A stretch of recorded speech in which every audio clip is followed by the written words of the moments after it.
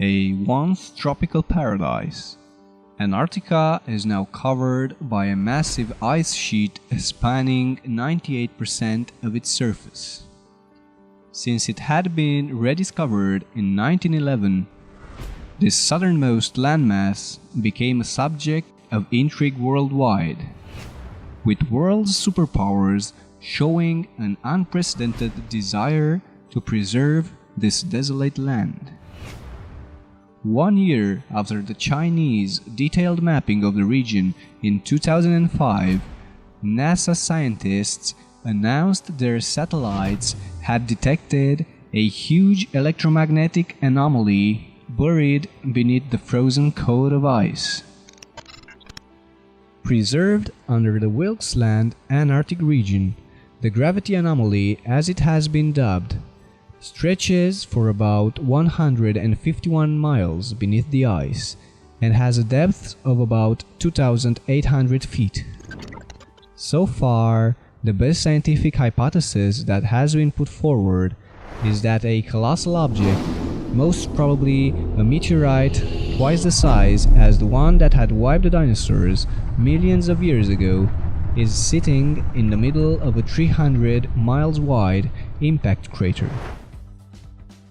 This is to say, a bold and hard to prove idea, yet it's enough to comfort those seeking the best scientific explanation.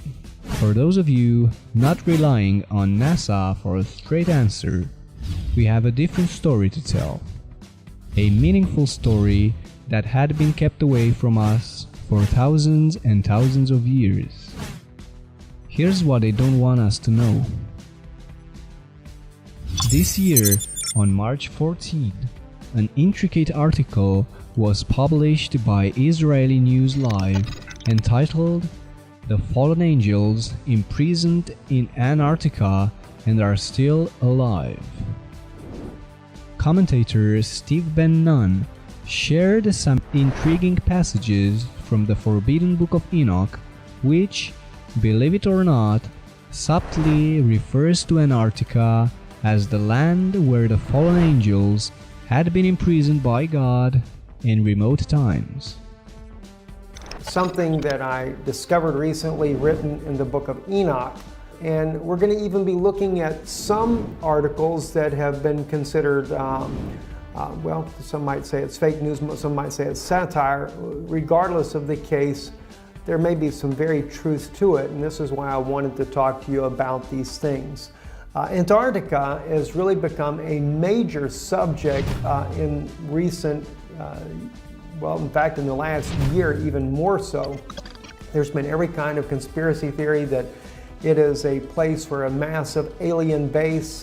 This is where aliens go at. We know of the one of the former military officers, Byrd, who fought a conflict near Antarctica and lost a lot of men, claiming that there were flying discs, flying saucers coming out of the Antarctica, and just there's all kinds of evidence that is legitimate evidence that clearly seems to show that the Antarctica is certainly a base of some sort.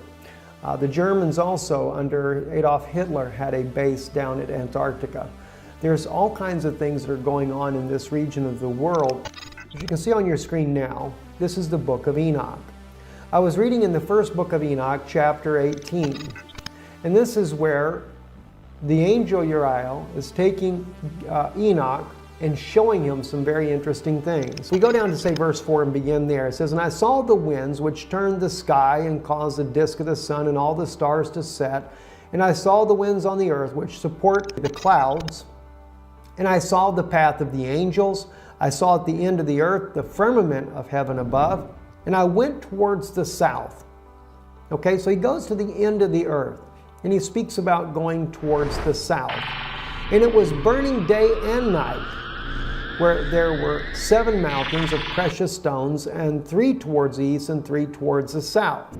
Enoch was the great-great-grandfather of Noah, the 7th generation of humans after Adam. He played an intermediary role between the fallen angels that had rebelled against the Lord and the righteous angels who served and did the Creator's bidding. Angels totaling 200 descended from the heavens and took women of their choosing, interbreeding with them and giving birth to a race of giant humanoids known as the Nephilim. The corrupted angels further taught humanity various tricks and crafts, and soon the earth became reddened from the blood of its creatures. War broke loose, and the natural order of things came to an end. And Azazel taught men to make swords, and knives, and shields, and breastplates, and made known to them the metals of the earth, and the art of working them, and bracelets, and ornaments, and the use of antimony, and the beautifying of the eyelids, and all kinds of costly stones, and all coloring tinctures. And there arose much godlessness, and they committed fornication, and they were led astray, and became corrupt in all their ways. Semiaza taught enchantments, and root cuttings, Armaros the resolving of enchantments, Baragial taught astrology, Kokabel the constellations, Ezekiel the knowledge of the clouds, Aragiel the signs of the earth, Shamsiel the signs of the sun, and Sariel the course of the moon. And as men perished, they cried, and their cry went up to heaven. This episode in human history culminated with a heavenly battle. Righteous angels fought against the corrupted ones, and the latter were defeated. As punishment, the Lord had cast them away in Tartarus, and there is reason to believe this prison is located somewhere in Antarctica. Due to the successful role Enoch played in this conflict, together with his untainted nature, the Creator spared him of his earthly demise and took him directly into the heavens to witness the forthcoming events. Enoch's words are very suggestive, hinting at Antarctica as the spot where the corrupt angels were confined. And I saw the winds on the earth which supports the clouds, and I saw the path of the angels. I saw at the end of the earth the firmament of heaven above, and I went towards the south, and it was burning day and night, where there were 7 mountains of precious stones, 3 towards the east, and 3 towards the south. And those towards the east were of colored stone, and one was of pearl, and one of healing stone, and those towards the south of red stone, and the middle one reached to heaven like the throne of the Lord of Stibium, and the top of the throne was of sapphire. The second passage describes Enoch's journey south, where he witnessed a curious phenomenon where the sky was burning day and night. This could be interpreted as the southern hemisphere summer season in Antarctica, where there is daylight for 24 hours. The burning sky phenomenon refers to the aurora australis, or the southern lights, which are visible from high southern latitudes in Antarctica, Australia, New Zealand, Chile, and Argentina. Regarding the 7 mountains, Mount Vinson qualifies as the central mountain described by Enoch, as it is the highest in Antarctica. It does indeed have 6 other adjacent peaks, but they don't match the alignment depicted unless we shift Earth's axis of rotation. The pole shift hypothesis speaks of rapid shifts in the relative positions of the modern-day geographic locations of the poles and the axis of rotation of the Earth, thus triggering calamities such as floods and tectonic events.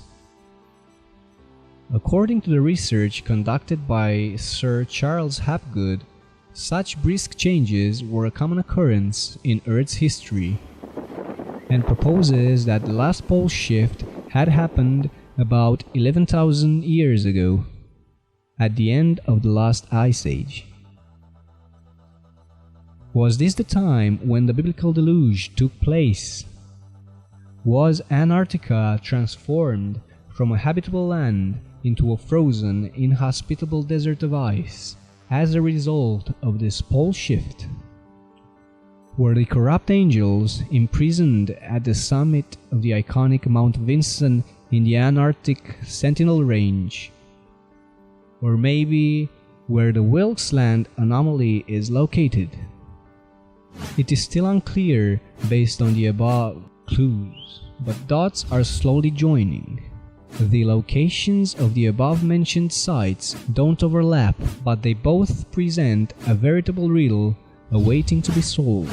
From what we know from the Book of Enoch, the angels are still alive and struggling someplace underground until the time of the redemption.